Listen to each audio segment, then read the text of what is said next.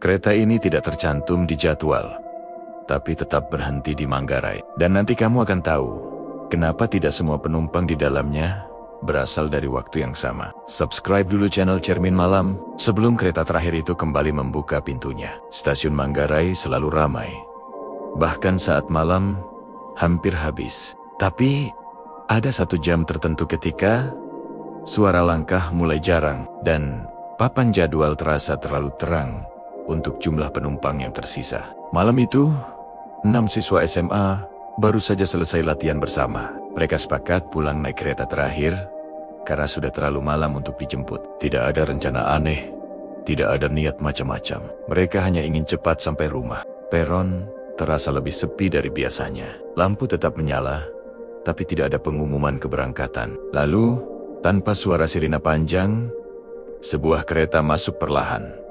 Pintunya terbuka, tidak ada papan tujuan, tidak ada petugas yang memberi aba-aba. Mereka saling pandang ragu sebentar, lalu naik. Karena di Manggarai, kereta biasanya memang datang cepat. Begitu pintu tertutup, suasana di dalam gerbong terasa berbeda. Lampu menyala redup, tidak mati tapi tidak seterang biasanya. Yang paling aneh, gerbong itu kosong, kecuali mereka berenam. Kereta mulai bergerak. Awalnya biasa saja, namun setelah beberapa menit, salah satu dari mereka berkata pelan, "Harusnya udah lewat Tebet ya?" Tidak ada yang menjawab, karena semua mulai merasakan hal yang sama. Perjalanan terasa terlalu panjang. Ketika salah satu melihat keluar jendela, tidak ada lampu kota, tidak ada rumah, tidak ada kendaraan, hanya pantulan wajah mereka sendiri di kaca. Salah satu kursi di ujung gerbong terasa tidak kosong, bukan terlihat, tapi terasa seperti ada yang duduk diam sejak awal. Kalau kamu naik kereta kosong dan perjalanannya terasa terlalu lama, kamu bakal tetap duduk diam atau mulai mencari pintu lain. Salah satu dari mereka tertidur tanpa sadar. Mimpinya aneh, bukan mimpi buruk, tapi seperti berada di tempat yang salah terlalu lama. Ia melihat peron tua, jam besar berhenti bergerak, dan suara kereta datang, tapi tidak pernah benar-benar berhenti. Ketika ia terbangun, kereta melambat. Pintu terbuka. Mereka turun di sebuah stasiun yang tidak mereka kenal. Bangunannya tua, catnya pudar, dan tidak ada satupun petugas. Papan nama stasiun ada, tapi tulisannya tidak terbaca jelas. Seperti terlalu lama terpapar cuaca. Pintu keluar terkunci.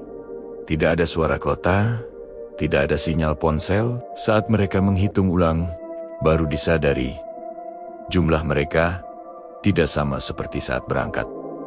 Satu orang tidak ada. Saat kepanikan mulai naik, terdengar suara kereta lain mendekat. Suaranya keras, nyaring, dan terasa nyata. Cahaya menyilaukan, dan semuanya gelap. Mereka terbangun keesokan siangnya.